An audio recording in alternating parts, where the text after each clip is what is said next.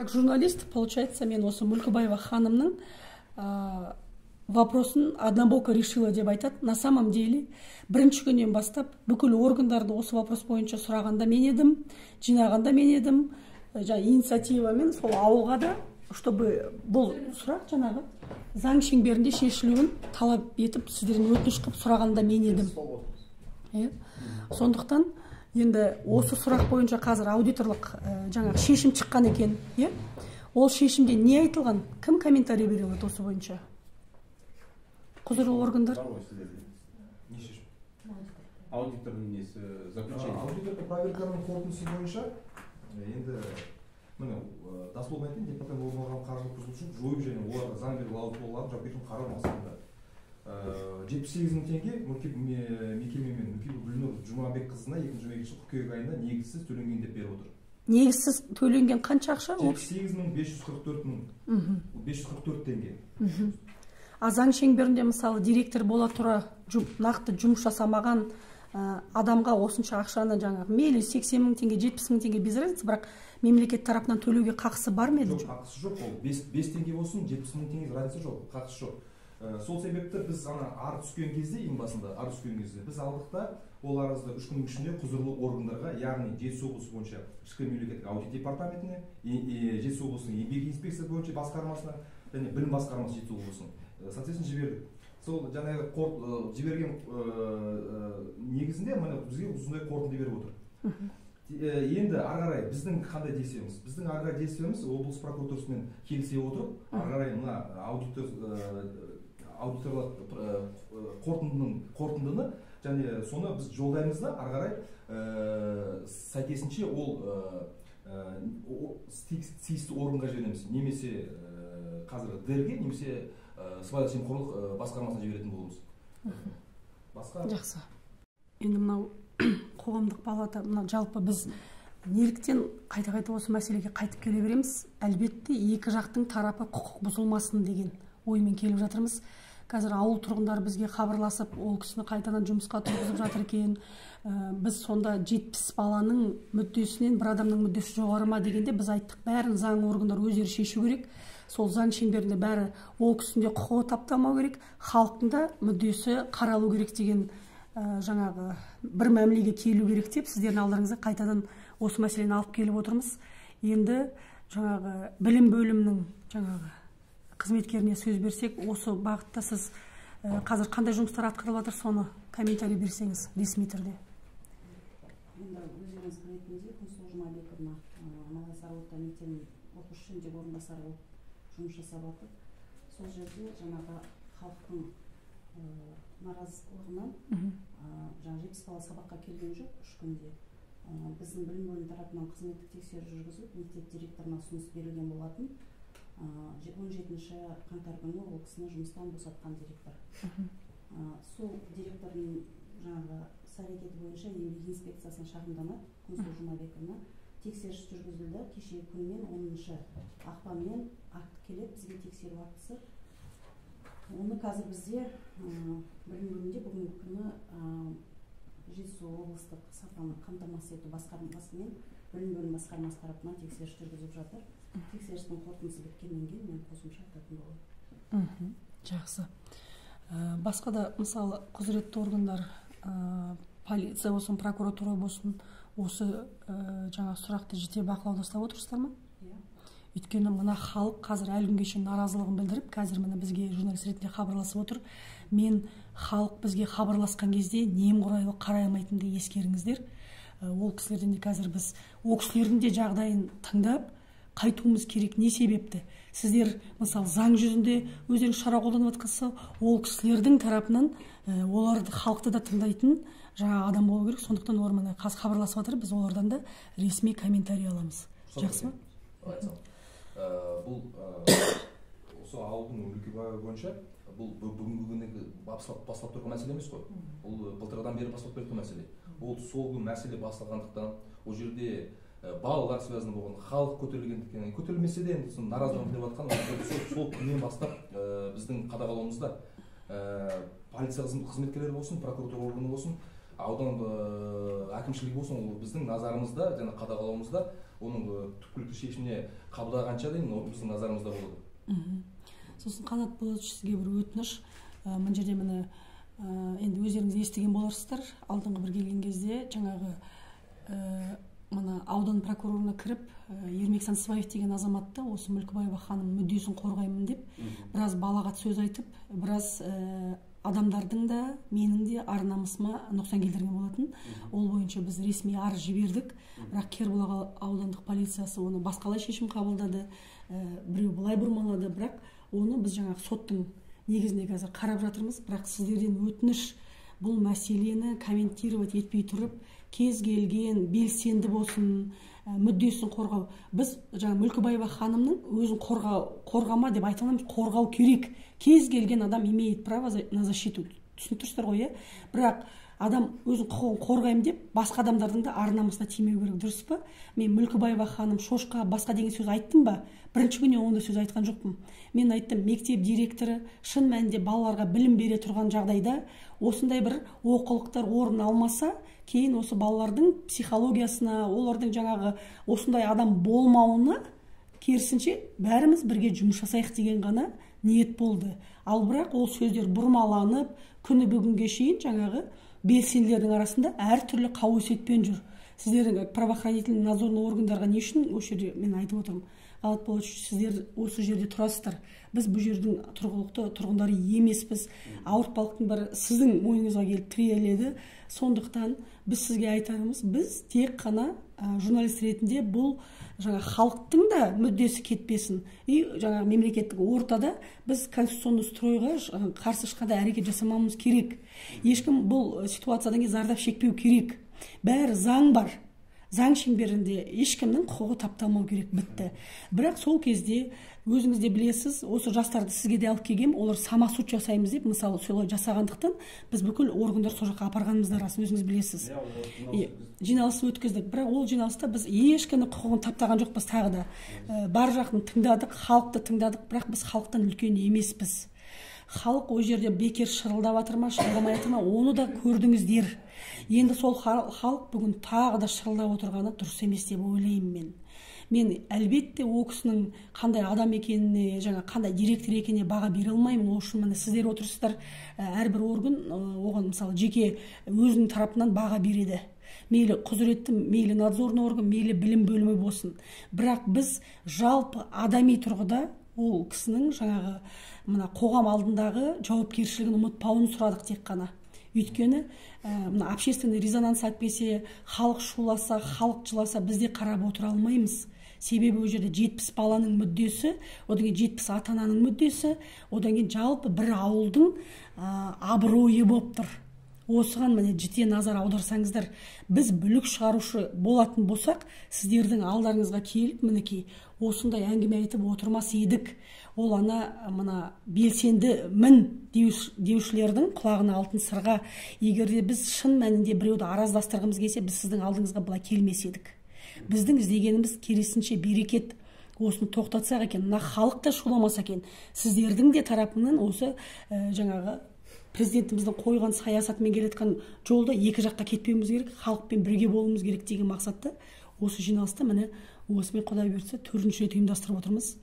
Бірақ енді жаңағы бұл жерде заң шеңберінде болса, егер де шын мәнінде заң бұзушылық болса, сіздер өз тарапыңыздан прокуратура шара қолдансаңыздар, әкімдік тарапынан мысалы жалпы тәртібі, мейлі жаңа педагогикалық этика дейді, барлық жағынан жаңа қарап, халықтың алдында да есеп беретіндей жағдайда болсаңыздар. Біз қазір барып, ол кісілердің де мүддесін тыңдаймыз, бірақ сіздерге де өтініш заң шеңберінде осы сұрақты жете назарда ұстаңыздар. Жақсы ма? Жақсы. Мүшесінің әділет қоғамының мүшесімін.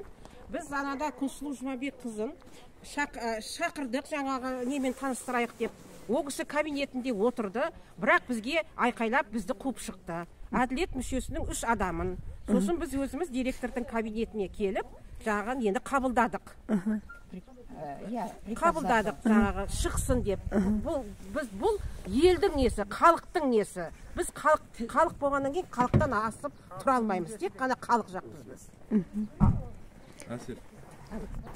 Көп балалар сөйлесін. Мен осы Малайсары ауылының тұрғынымын. Менің мектепте баламда жоқ. Бірақ та мына халықты қорлағаны, үлкен адамдарды ұрғаны бізді тіпті басымызға шығып алды. Сөздің қысқасын айтқанда. Сол бір адамның мүддесіне біз апарып тәуелді қылып қойғандарыңызға наразымыз. Сол үшін шығып тұрмын. Мен осы ауылдың тұрғынымын. 7 баланың анасымын. Балаларым мектепте оқиды, 2 балам. Балаларым сентябрьден бастап осы декабрьге дейін ыстық тамақ ішкен жоқ. Қызының несін айтыңыз? Берген киімдерін өздері қол қойды, бермеген киімдерге. Сонда ол өкімет тарапынан сіздерге бөлінген дүние ғой, иә? Сіздерге жеткен жоқ күні бүгінге дейін. Негізі мен естігенімше 7 бала болса, и киімге, и тамаққа да жеңілдік болу керек, иә? А бұлар вообще киімде бермеген, и тамақта да бермеген. Сіз алған жоқсыз ғой? Мен алған жоқпын. Оны бәрі 1 сентябрьда беру керек болған. Балалар дайындау керек болған. Бәрін шақырып, специально беріп, өлшетіп, қолдарын қойдырту керек болған. Ешқайсысын шақырмаған, үйлеріне барып берген мен туфлиін бермеген, қолын қоя салған. Документі жана кигенде районына келіп тексергенде специально мына кісіні шақырдық. Көп ата-ана болғаннан кейін, 7 баласы бар болғаннан кейін. Нақты не алдыңыз деп сұрақ қойдық, жана айтты, барып тексердік документация бойынша. Сөйтсек, жанағы именно нені туфли алмапты, алмағанмен қолын қоя салды. Сөйтсек, балаңыз қойды оны дейді, баласынан сұраса, ондай түк қойылмаған екен. Балама беріп жіберген ғой, дәу костюмді. Мен оны қайтан өзіне қайдап бердім. Керек емес маған ондай. Жарайды. Жаңа Қазақстаннан әділетті ғана сұраймыз, әділет етіп бізді осы нені шешіп берсін деп ғана сұраймыз біз. Мына енді біз Малайсары ауылының тұрғындары біздің уже Тоқаев президентімізге үндеу жарияладан басқа амалымыз қалмады. Неге дейсіздер ма? Бүткіл облыс, аудан тек қана бір әйелдің сөзін сөйлеп отырған сияқты бізге. Біз уже бәрімізді жеке-жеке РОВД-ға шақыртты, үстімізден арыз жазып. Ол кісі арыз жазса, бәрімізді РОВД-ға шақырады. Жұмыс жасайды заң органдар. Біздің мұнаншама халық, мынау қазір көп кісілер бүгін жұмыс күні болып тұр. Жұмыс күні болғаннан кейін көп кісілер боламай тұр. Мұнаншама халықты осыншама әуреге салып, сонда бір әйелдің мүлдесі мына халықтықнен биік болғаны ма? Жарайды, оны қойшы. Қаршадай қызы бар екен, мен білмеймін, танымаймын. Бірақ осы ауылда туып өскенмін де, ана қыздың мынандай бір несін көрдім де ана күні. Өзінің жеке парақшасына мынандай не салыпты. Біздің ауылдың несіне, халқына қарсы мынандай бір не салыпты. Малайсарының надандарының құлақтарына алтын сырға дейді. Война только начинается. Малды қанша адам қылсан да, бәрібір малдығын істейді дейді. Айтпады демеңдер дейді. Әрбір істерін үшін жауап бересіңдер дейді. Біз бұл жерде ешкім бір жеке мүлдеміз үшін шығып тұрған жоқпыз. Қаршадай қыз, мынандай ақсамайлы аналарымыз, ақсақалды аталарымыз бар. Осы ауылда қаншама ұрпақ өсіп өніп жатыр. Соның бәрі сонда малдан жаратылып, надан болғанымыз ба? Осыған біз Кемелұлы Тоқаевқа айтамыз. Біз уже сол кісіден басқа көмек сұрамасақ, басқа басар тауымыз жоқ. Мына кісілер күнде бүйтіп апаларымыздың бүйтіп көшеге шығып сөйлегенге денсаулықтары да жоқ. Ана күнгі күйеу анамыз қазір больницада жатыр хал үстінде. Онда ешкім ол апамызды да заңсыз қылыпсады. Мынан енді мектеп директоры Дастан деген кісі келеді. Ол кісінің үстінен арыздан арыз жаудырып, енді ол кісінің өзіне іс қозғап жатыр дейді. Сен Мүлкібаева Күнсұлуды заңсыз жұмыстан шығардың деп. Сонда осыншама халықтың айтып тұрғаны, апалардың бәрі өтірікші ме? Мында міне жаңағы мектепте бұл кісілер жаңа мүше, қалай әділет мүшесі. Осы кісілерге облыстан 3 адам кепті, кім келгенін біз білмейміз. Өздерін дұрыс таныстырмады бұл ауылға. Келіп приказды оқып берген. Міне Мүлкібаева Күнсұлудың заңсыздықтары осындай. Өзінің туған сіңілісі Мүлкібаева Гүлнұр Жұмабекқызына 78 мың теңге айлық төлегені, көп балалы аналардың балалары қыркүйек айынан қаңтар айына дейін ыстық тамақ ішілмеген, киім кешек берілмеген. Оның бәрі өкіметтен бөлініп тұр, ешкімнің қалтасынан беріліп жатқан ақшасы емес. Бұл мемлекеттік мекеме ашық болу керек деп ойлаймыз біз енді. Негізінде бұл енді мектеп болғаннан кейін тәрбиенің бәрі осы мектептен шығады. Бұл кісі өзі психолог. сонда біздің бала шағамызға тәрбие беру керек қой. Осындай айқай шумен жүру емес. Егер де бұл өзі тәрбиелі болатын болса, ол оқушылар да тәрбиелі болады. Оқу жағынан ештеңе жоқ. Енді өзінің балаларына тәрбие бере алмағаннан кейін 20 жастағы қызы осы жерде туып өскен, Күнсұлудың өзі де туып өскен жері.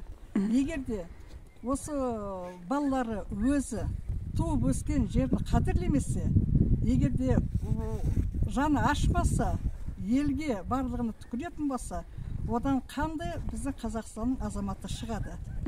Тәрбие жоқ жерде деген ешқандай білім де болмайды. Дұрыс айтасыз. Сол жағын сіздер көбірек көңіл аударсаңыздар. Жақсы, қазір мына осы үндеулеріңізді қазір облыстық деңгейдегі әкімдікке де, прокурорға да, басқаға да жеткізетін боламыз. Иә, Астанаға дейін жеткізіп беруге уәделесеміз біз енді журналист ретінде. Ал енді осы жаңағы заң шеңберінде ендігі біздің сұрайтынымыз, бірінші сұрайтынымыз, балаларымыз жақсы оқып, адам болып, арғы жолға түсетін болса, Күнсұлу біздің школда жұмыс жасағанына қарсымыз. Неге қарсы шығатын болса, онда бала шағамызды ертең сотталып кетсек те, үйден жібермейміз. Общине бір ештеңе жасап жатқан жоқ. Бір ауыздан. Арамызда провокатор жоқ біздің. Мен мына өзім осы ауылдың тұрғыны, осы ауылдың жанашыры болғаннан кейін осындай видеолар түсіргеннен қазір менің өзіме ауданнан сен провокаторсың деп жатыр. Құдай өзі сақтасын, ертең мені де апарып қыспақ қалуы да мүмкін олар. Мен уже күмәнім көп болып кетті де, күмән мен күдік көп бізде, билік орындарына. Неге дейсің, қаншама халық уже шаршады халық. Шаршады апаларымыз. Тоқтау сұраймыз, осыған бір нүктесін қойып беретін адам болса бізге. Апа туралы айтайыншы. Ең бірінші неде ана апамызды Ақсамайлы анамызды ұрып, жаңағы ол кісіні ойбай көгерген жері жоқ, анау жоқ, мынау жоқ деді да, ол кісінің ісін қозғамай қойды. Енді ол кісі сол кезде жүректен инфаркт алыпты. Енді мінекей күнде больница, күнде реанимация. Ал егер ол кісіге Құдай оның бетін арғысын, егер де ол кісіге бірдеңе болып, андай-бұндай болатын болса, біз сотқа береміз Күнсұлуды. Жақсы. 10 жыл, 20 жыл өткенде сағынып мектебіне келеді. Ал қазіргі біздің оқушыларымыз шын айтқанда деген, менің де неберем бар 9 класс бітіретін, осы мектепке келгісі келмейді. Айналып кеткен, 3 ай шыдасаң кетесің ғой деп. Сонда оқушы деген мектепке сағыныш деген жоқ бұл жерде. Соның бәрі кесірі Күнсұлудың кесірінен. Жақсы. Мектеп директорының Ешкенов Дастанды осы жақта қалуын сұраймыз. Өздері әкеп қойған Дастанды біз қалдыруға сұраймыз. Сол кісі келгелі бері оқушылардың да көңіл күйі жақсы. Қасым-Жомарт Тоқаевтан соны сұраймыз. Жақсы. Киімі алып, барлығы сол кісі келгеннен басталды ғой. Мен көп балалардың, ата-аналардың балалары сол Дастан Ешкеновке келіп бері тамақтарын ішіп жатыр. Киімдеріне дейін түгел. Даже біз қамқоршылық кеңестің мүшесімін мен. Тоже мына жақта 4 мүшесі тұрмыз. Біз даже қамқоршылық мүшесі, біз даже не екенін білмедік. Бізге сендер ештеңеге қатыспайсыңдар, ештеңені жасамайсыңдар, өздерің жаңа спонсор табасыңдар, соған ғана жауап бересіңдер деді. Ал біз сосын кейін қарасақ, біз бәріне қатысады екенбіз. Тек қана оқуға қатыспайды екенбіз, бәріне қатысады екенбіз. А бізді вообще не тастады. Мына кісі айтып береді. Былтыр мен шақырды осындай оқушыларға бөліну керек деп. Мен ол мүшесі емес едім. Шақырғаннан кейін келдім. Содан алдын ғана деген есткен едім. 500 мыңға киім кешек әкеліпті бір қай жақтан Қарашоқының алып келіпті деп естік болды. Сол ол киім кешектің біреуінде көрмедік. Ол уже біткеннен кейін жаңағына жиналған уақытта мен айттым енді кімге бөлінді, сол списогын беріңіздер, тізімін қарайық, енді келесіде басқа балаларға берейік дегенде жаңа Күнсұлу айтты. Тәте деді, өзіңіз спонсор табасыз, соның алып келгенін сіз бөлесіз. Ал мына 500 мыңға десің, сізге ешқандай қатысыңыз жоқ деп. жақсы, онда не үшін келіп отырмыз дедім. Бұған онда қатыспаймын дедім да, тұрып шығып, кете беріңіз деді. Міне солай. Сонда қайда білмейді. Соның отчетін алсақ бола ма екен? Ол 5 жылға дейін, по-моему, сақталу керек. Соның Армысыздар, құрметті қазақстандықтар, құрметті 4-й Волосинфо көрермендері.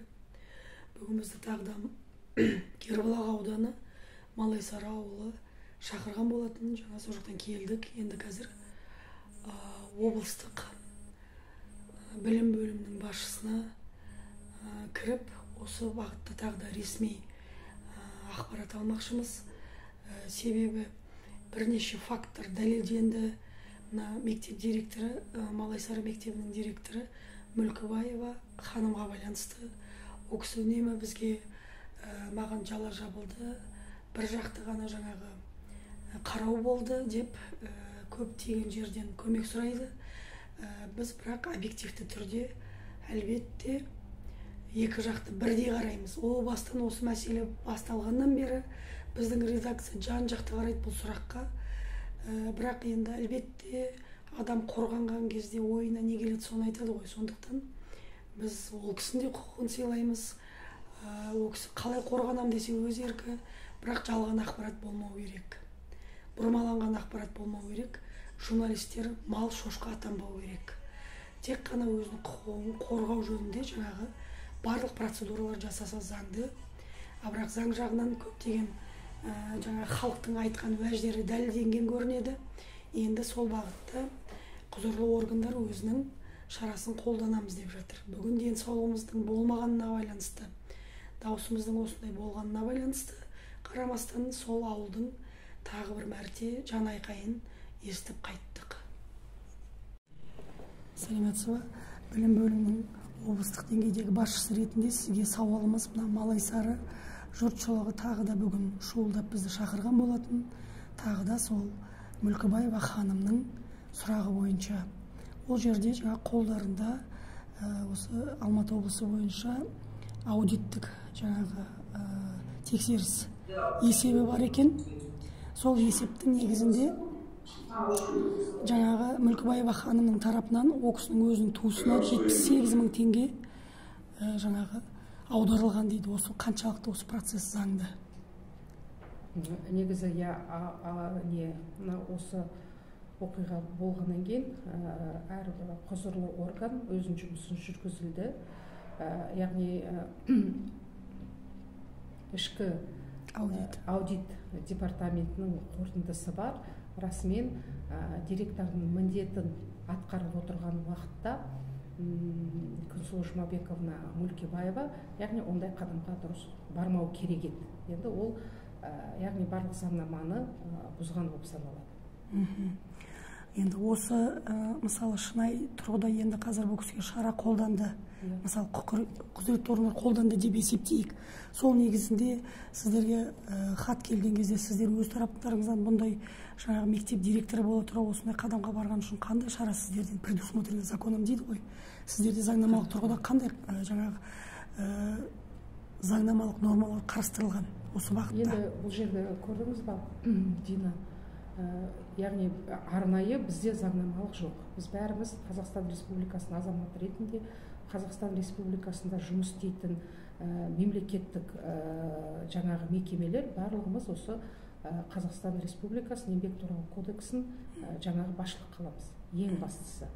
Яғни еңбек кодексына байланысты, яғни бұл жерде жұмыс беруші аудандық білім бөлімі тарапынан, ал енді бұл жерде мына өздеріңіз білесіздер, сол уақытта Мүлкібаева Күнсұлу Жұмабековна мектеп директорының орынбасары, яғни жұмыс беруші ретінде ол мектеп директорының міндетін атқарушы қазіргі күндегі, яғни жаңағы әдеп кеңесіне, өзі мектеп жанындағы әдеп кеңесін қайта құрып, сол әдеп кеңесіне жаңағы қараған. Соның шешімі бойынша енді Күнсұлу Жұмабековна маған берілген ақпаратқа байланысты түсініктеме беруден бас тартқан. Яғни соған жаңағы хабарламасын бере отырып, жұмыстан босатылды. Ал енді қараңызшы, қазір жұртшылықты тыңдасақ, мына кейінгі келген мектеп директорының жаңағы осы кісі келгеннен бері дейді, жаңа директор келгеннен бері біз балаларымыз дұрыс тамақ іше бастады дейді. Бұрын көп балалы аналар киім де алмаған, тамақ та ішпеген екен Күнсұлу Жұмабекованың кезінде. А мына жаңа директордың кезінен бастап, мысалы, шын мәнінде тиесілі шаралардың бәрін балаларға атқарып жатыр. Осы директорге ризамыз дейді. Сонда осы уақытқа шейін ондай қадамдар тексерілмеген ба? Енді негізі бізде жалпыға міндетті білім беру қоры деген бар. Ол қордан яғни 5 әлеуметтік категория бар. Сол балалар көмек алу қарастырылған. Ол яғни күніне 1 рет ыстық тамақпен қамтылу, жылына 1 рет материалдық көмек, сосын кейін жазғы уақытта жаңағы жазғы демалыспен қамту. Енді өз кезегінде енді ол бәрін жаппай бір уақытта әрине біз тексере алмаймыз, но жоспарлы түрде кезең-кезеңмен сәйкесінше тексерулер жүргізіледі. Әрине ол аудандық білім бөлімінің құзырында. Но осындай жаңағы түрлі арыздармен, өтініштермен, шағымдардан білім басқармасынан да арнайы комиссия құрылады, арнайы жұмыс тобы құрылып, оның бәрінің заңдылығы тексеріледі. Содан кейін соңғы сұрақ, мына сол жақтың әлеуметтік жағдайына байланысты, мысалы, көп ата-аналар осы бір наразылықты тоқтатпай, қандай да бір жаңағы егер мектеп директорын ауыстыратын болса, басқа болса, біз қайтадан шулаймыз дейді. Сонымен қатар жаңа Күнсұлу Жұмабекованың балаларының өзі жаңа әлеуметтік желіде түрлі провокациялық жаңа посттар салады екен. Енді бұл әлбетте баланың кінәсі жоқ деп отырмыз ғой. Ол бала түсінбейді не жасап жатқан. Кез келген анасы үшін кез келген бала қорғаушы болғысы келеді. Мүмкін ол қорғап жатқан шығар баласы анасын. Біз оған қарсылық етпейміз. Бұл бірақ та жалпы педагогикалық этикада осындай моменттер қарастырылған ба, қарастырылмаған ба? Жалпы мен бұл жерде айтқым келетін, енді қарайды шығар сіздің каналыңызды Дина, құрметті осы Малайсары ауылының тұрғындарына. Енді әрине өзінің педагогикалық этика талаптарын сақтамаған үшін, ата-аналармен, оның ішінде ауыл тұрғындарымен мына тіл табыспаған үшін, түрлі жағдайларға жеткен үшін әрине Күнсұлу Жұмабековнаға тиісті шара қолданылды. Но сонымен қатар, яғни балалар негізі бұл үрдіске қатыспау керек. Және егер ол үрдіске балаға бір түрлі жаңағы буллинг дейді ғой қазіргі тілмен айтқанда, қысым көрсетілсе, ол дұрыс емес. Оған үлкендер біз жауаптымыз. Ол Күнсұлу Жұмабекованың баласы болсын, немесе басқа балалар болсын, осы нәрсені мен негізі жалпы доғаруды тоқтатуды сұраймын. Әр зат өзінің заң аясында шешіледі. Шешімін таппайтын нәрсе болмайды. Кез келген нәрсені ақылдасып, шешімін табуға болады. Анасы үшін баласы жауап беруге да баруға болады. Өйткені сол Мулкибаева Күнсұлу Жұмабековна басқа ауданнан емес, басқа облыстан келген емес. Өздеріңіздің ауылдарыңызда туып өскен, өздеріңіздің ауылдарыңызда қызмет еткен осы Қазақстан Республикасының азаматы. Сондықтан осы тартысты қойып, ауылдарыңызда үлкен азаматтар бар, ақсақалдар алқасы бар, мына түрлі қоғам белсенділері бар. Шешіңіздер, осы жерде үлкендердің тартысынан балалар зардап шегіп отыр. Оқушылар зардап шегіп отыр. Мысалы, әне күні 2 күн балаларды сабаққа жібермеді. А сонда не болды? 2 күн стандарт бойынша сабағын балалар жоғалтты, алатын білімін алмады, қатысатын шараларына қатыса алмады. Осы жағын ойланыңыздаршы. Бұл әрекетте үлкендер арасында болып жатқан кикілжіңде балалар ешқашан зардап шекпеу керек, олар мектебіне бару керек, сәйкесінде білімі мен тәрбиесін алу керек. Сонымен қатар, құрметті тұрғындар, құрметті ата-аналар, мен тағы айтқым келетін, біз мысалы қазіргі күні өздеріңіз жан-жақтан көріп отырсыздар, мына жаһандану заманында, технологиялар дамыған заманда, интернет болсын, түрлі нәрсе балалар көріп отырады. Соның өзінде, мысалы сіздердің үйде болып жатқан жағдайды, ауылда болып жатқан жағдайды, сол бүкіл мектеп 90-нан астам бала бар, 100-ге жуық, оның бәрін көріп біліп отыр. Ашық айтпаса да ол балалар сезініп отыр қандай жағдай болып жатқанын. Сонда біз балаға тәрбие беруіміз керек. Баланы мейірімділікке, адалдыққа, жанашырлыққа тәрбиелеу керек деп айтамыз да, ал өзіміздің әрекетіміз неде? Үлкен жақсы сөз бар ғой, мысалы, балаңды тәрбиелеме, сен алдымен өзіңді тәрбиеле. Бала өзіңе ұқсас болып өседі бәрібір деп. Сондықтан осы жақтан құрметті ата-аналар, құрметті тұрғындар, ойланыңыздаршы, біз балаларға қандай тәрбие беріп жатырмыз. Рахмет.